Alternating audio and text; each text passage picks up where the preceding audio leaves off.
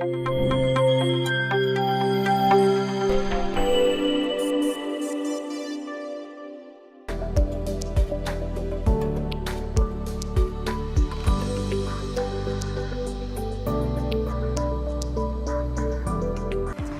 amigos, bienvenidos a Universo U, el programa institucional de la Universidad de Cartagena. Yo soy Juan Sebastián Escalona y hoy les saludo desde el majestuoso Teatro Adolfo Mejía, encantado de traerles toda la información de nuestra querida alma mater. Nuestra alma mater vivió el inicio del tercer seminario de inmersión a la ciencia.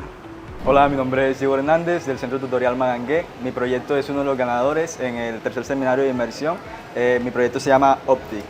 Fueron días, noches de mucho trabajo, de mucha investigación y la verdad es que todavía no la creemos porque sí lo soñamos y hoy se está haciendo realidad. Mi nombre es Yarlet Rosa Martínez Torres. Me siento muy emocionada y le doy gracias a la Universidad de Cartagena por estos espacios que nos permiten crecer como personas. Mi nombre es Leider Darío Bolaño Agames, del Centro Tutorial San Juan de Pomuceno. He sido uno de los ganadores, afortunadamente, en el evento del tercer seminario de investigación y pues estoy muy contento, muy feliz. Me siento muy agradecida principalmente con Dios, emocionada por esta grata experiencia, conocer cosas nuevas y lo que se me espera con el favor de Dios va a ser grande y con el apoyo de las personas correctas. Mis expectativas es dar a conocer a Monpós mediante los mapas, estos mapas, y que se puedan beneficiar todos los que participamos en la oferta local, que haya un beneficio equitativo del beneficio económico. Este es el grupo de estudiantes ganadores del tercer seminario de inmersión a la ciencia, la tecnología y la innovación para programas de pregrado modalidad distancia, un encuentro liderado por la Vicerrectoría de Investigaciones que en esta oportunidad se llevó a cabo en el Centro Tutorial de Mompox. En este seminario los estudiantes que hacen parte de los programas académicos modalidad a distancia presentan sus proyectos de investigación en diferentes líneas, en el área de la salud, las ingenierías, las ciencias económicas. Algunos de ellos son proyectos de innovación, proyectos de trabajo con las comunidades o con algunas empresas. En esta versión del seminario participaron 35 proyectos, esperando quedar entre los 7 finalistas que junto a sus docentes tutores vivirán una experiencia de movilidad académica en la Universidad de Zaragoza, en España. Mi proyecto es un sistema de traducción bidireccional para ayudar a las personas con discapacidad auditiva. Nuestro proyecto se trata sobre el manejo de la gestión del talento humano en la ESO Hospital Nuestra Señora del Carmen. Mi proyecto se titula Gestión estratégica de capital intelectual e inteligencia artificial en la educación a distancia. Estudio en programas de pregrado de la Universidad de Cartagena. Mi proyecto está titulado Aplicación de modelos predictivos basados en la inteligencia artificial en la reducción de factores de riesgo cardiovasculares en la población adulta del corregimiento de Castilleral. Mi proyecto es ALIRA, Inteligencia Artificial Emocional. El proyecto era titulado Más allá del código, la urgencia de las habilidades blandas en los ingenieros computacionales y de áreas afines. Con el diseño de mapas temáticos para la diversificación turística y el impulso económico local en Monpós.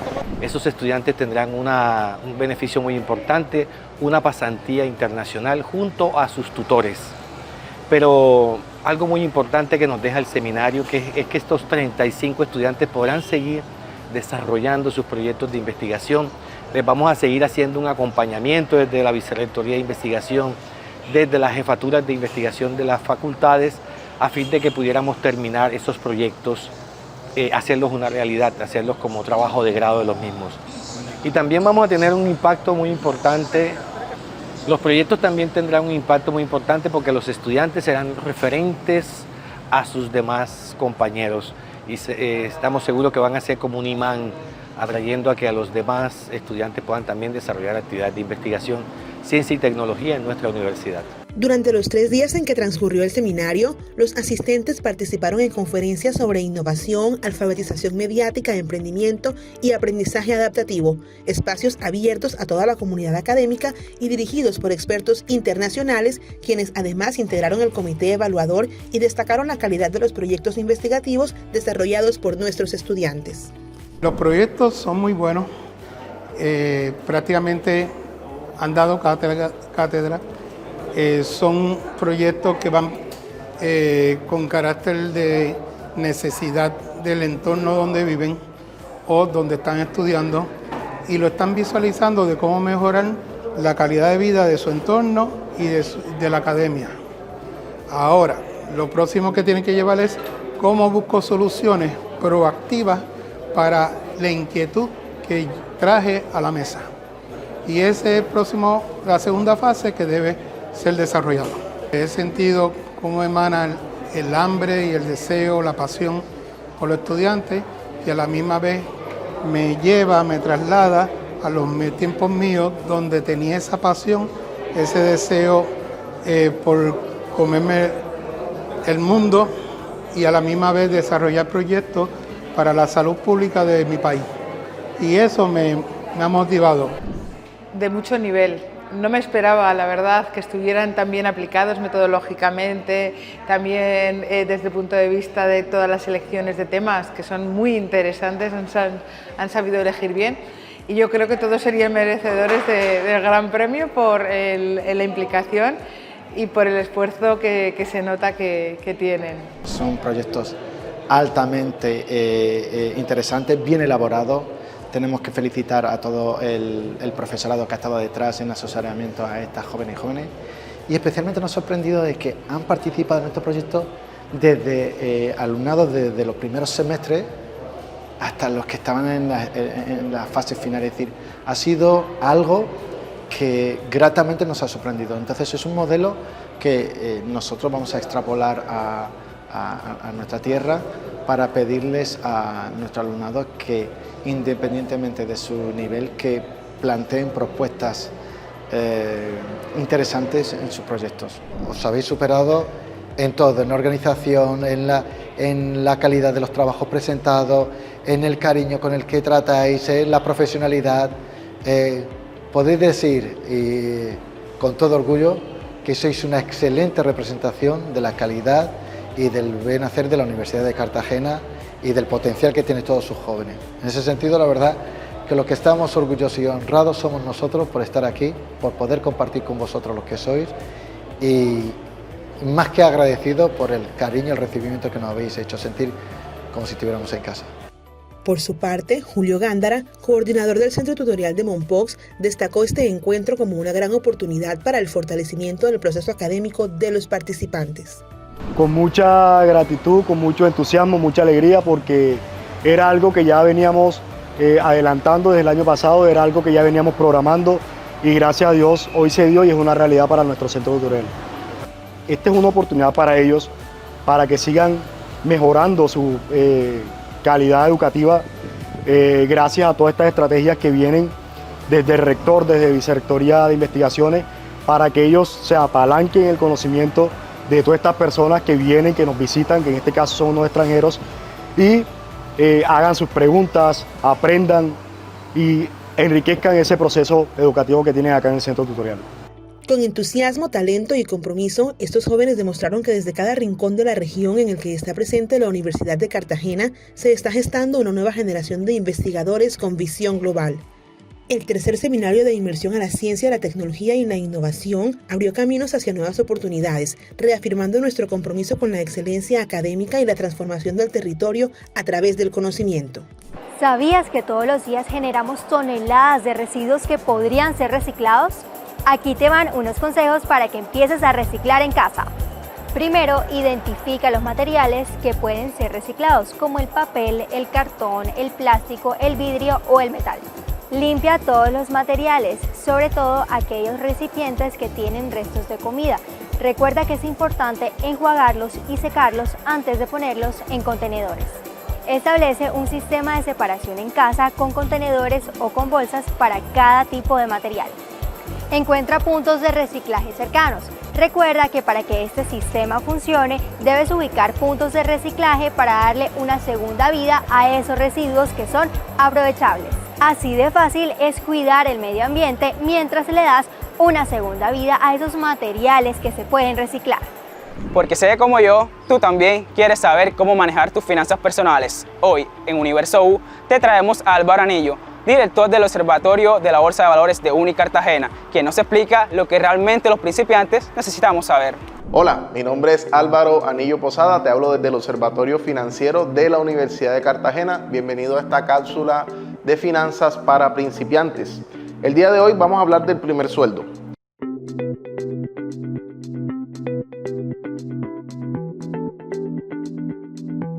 Es importante que tengan en cuenta que el primer sueldo es un evento canónico dentro de nuestras vidas. Es un evento que muy poco se olvida. Hagan el ejercicio, pregúntenle a sus padres si se acuerdan de su primer sueldo y en qué se lo gastaron. Muy probablemente se acordarán cuánto le pagaron y exactamente en qué se gastaron el dinero. Es por esto que el primer sueldo es súper importante, porque es nuestro primer paso dentro de nuestra vida financiera activa, porque de ahí en adelante, mensualmente o quincenalmente o periódicamente, vamos a recibir este dinero. La idea es que poco a poco nosotros mejoremos, escalemos dentro de ese escenario laboral, y eso nos permita tener un sueldo mucho mayor. Pero ¿a dónde quiero ir? Que el primer sueldo, mi recomendación, gástenselo como ustedes quieran, de la forma en que ustedes quieran, porque es un hecho personal, propio, histórico. Pero ya el segundo, el tercero, el cuarto, el quinto sueldo, no. Ya ahí tiene que tener un propósito ese dinero. Y eso es lo que quizás no nos explican o no nos enseñan ni en la universidad, ni nuestros padres, ni en ningún otro lado. Ya el segundo, el tercero, el cuarto sueldo tiene que tener un propósito. Ya ese dinero tiene que aportarte a ti hacia tu futuro. No solamente pienses en la foto bonita de Instagram, en el video bonito de TikTok que va a salir, te vas a salir luciendo ropa o un elemento electrónico, ¿cierto? Sino que en realidad eso aporte a tu futuro. Intenta conocer un poco más sobre las formas de inversión que tienes. Piensa a 5 años, piensa a 10 años, cómo ahora que tienes 19, 20 o 21, estás empezando apenas el tema laboral, cómo cuando tengas 30, 31, te pueda permitir todos esos ahorros durante todo ese tiempo, pensar en tu primera casa, pensar en tu primer carro que sea propio, tu primera moto que sea propia. O sea, desde ese momento, desde el primer sueldo, desde el segundo sueldo, ya debe empezar a aportar a ese proyecto y a ese largo plazo. Si tú das ese primer paso, como siempre lo he dicho, las finanzas es algo de procesos, las finanzas personales es de procesos. Entonces tú empiezas pequeño, empiezas ahorrando tus primeros 50,000 pesos, tus primeros 100,000 pesos. Pues hay muchas personas que hablan del 10%, del 15%, del 20%. Pues yo en este caso solamente te digo que debe ser una parte que luego de haber pagado todas tus obligaciones, te quede un resto, y ese resto no te lo malgastes en cosas que no necesites, sino que ese restico pueda convertirse de liquidez, que es lo que tienes en el momento, en solidez. ¿Qué es la solidez? Todo lo que me va a permitir construir sobre ello. Y los bancos están muy pendientes de cómo tú construyes solidez. Y si en algún momento vas a necesitar dinero prestado del banco, el banco también va a verificar la solidez que tienes. El banco va a mirar quién tiene, y a ese que tenga yo le presto más dinero. La función es bastante sencilla. Es por esto que mi recomendación es: su primer sueldo, gásteselo como usted quiera, cumpla el deseo que usted quería cumplir con su primer sueldo, pero el segundo en adelante ya tiene que tener un objetivo pensado a largo plazo. Esto fue todo por hoy en Finanzas para Principiantes. Nos vemos en una próxima cápsula.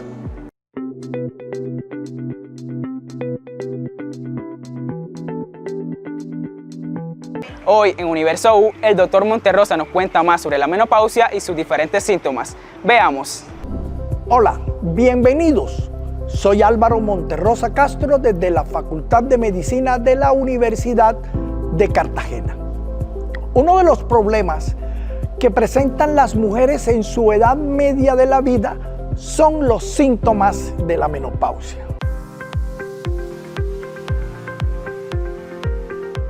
La menopausia es un evento natural, es la última menstruación que presentan las mujeres y es debido a un cese en el funcionamiento de los ovarios.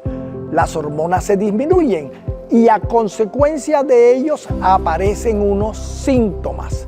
Son los síntomas de la menopausia. El más comúnmente conocido son las oleadas de calor, pero también las palpitaciones, la irritabilidad, el cambio de ánimo, la sequedad vaginal, los problemas para la orina, los dolores musculoarticulares.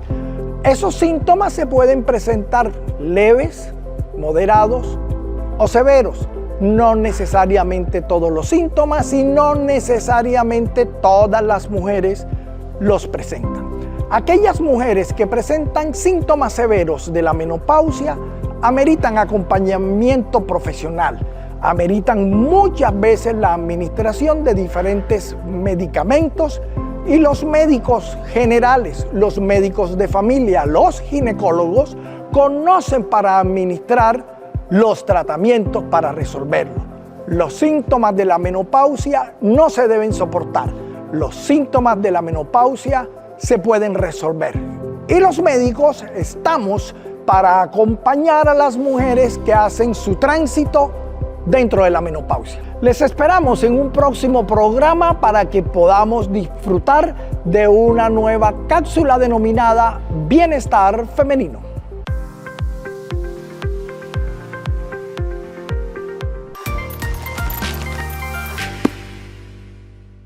Palabras clave, el primer podcast de la Universidad de Cartagena, un espacio diseñado para profundizar, reflexionar y aprender. Aquí, dos expertos destacados en un área se encuentran para dialogar, debatir y compartir análisis específicos sobre temas clave que marcan nuestra sociedad y el conocimiento global. Bienvenidos. En el capítulo de hoy, junto a Zuleika Romay y Muriel Vanegas, nos adentraremos en la complejidad del racismo estructural, examinando cómo este se perpetúa y se combate en la sociedad actual.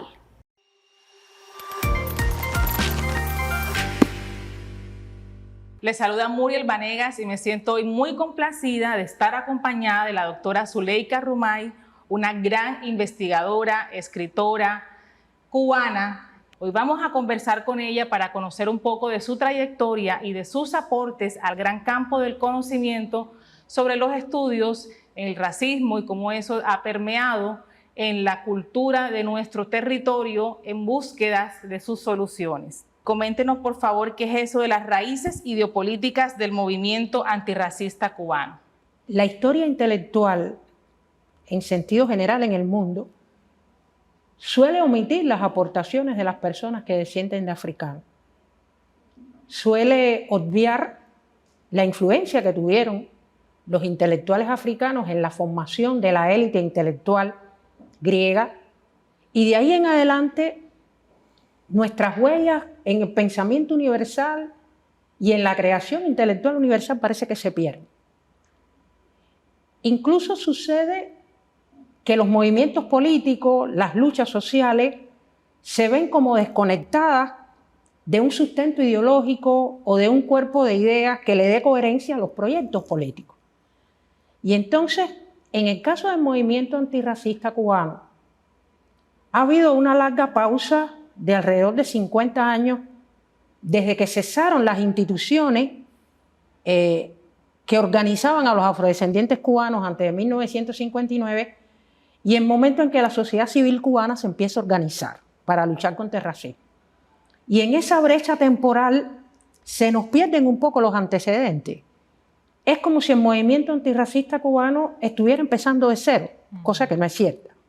La gente ha ido incorporando un saber político, unas prácticas, unas maneras de codificar la realidad, que muchas han tenido transmisión generacional, otras han sido apropiadas de la literatura, de la prensa negra del siglo XX cubano, y la gente no es suficientemente consciente de eso.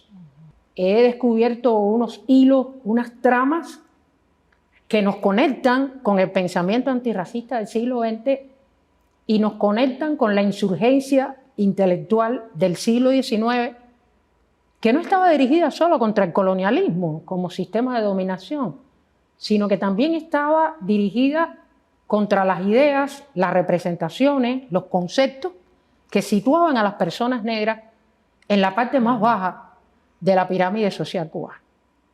Más o menos de eso se trata la investigación actual. Y en esos descubrimientos, de esas conexiones, de esa permanencia, de esa presencia, ¿cuáles han sido esos hallazgos? Que en Cuba hay una tradición de republicanismo popular, de gente que desde el periodo colonial pensó una república distinta y que esos intelectuales se apropiaron de manera autodidacta de lo más interesante, de lo más insurgente del pensamiento de esa época. Muchos fueron personas que su familia no tuvieron recursos para mandarla a la universidad y entonces accedieron al pensamiento socialista al marxismo, incluso a las teorías liberales más avanzadas, y con todo eso construyeron un tipo de teorización que hoy nos resulta no solo bastante novedosa, sino todavía pertinente, incluso en las condiciones de Cuba.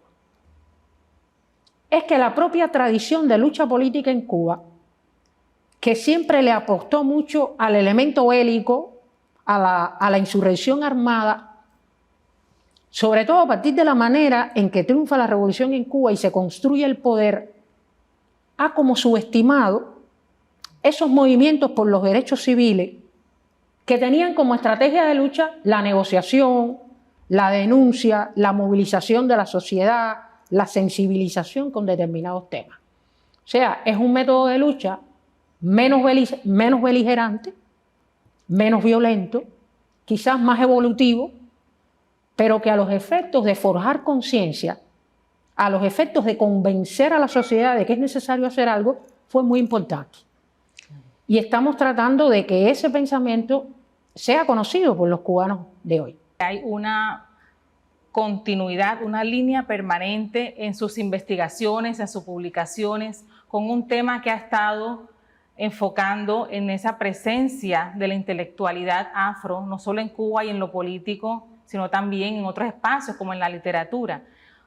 ¿Se conserva esos temas presentes en sus libros, en sus investigaciones, o ha tenido unas variaciones sustanciales? Cuando empecé a indagar y a encauzar mis preocupaciones en esta cuestión del racismo y la discriminación racial en Cuba, que durante casi 40 años pensamos que eso se iba a ir extinguiendo paulatinamente, no estábamos conscientes que eso tiene unos mecanismos de actualización, de reproducción, de simulación social, que hacen que el problema siempre esté ahí de una manera u otra. Y llegamos al final de Universo U. Agradecemos su compañía y los esperamos la próxima semana. No olviden seguirnos en nuestras redes sociales. Hasta pronto.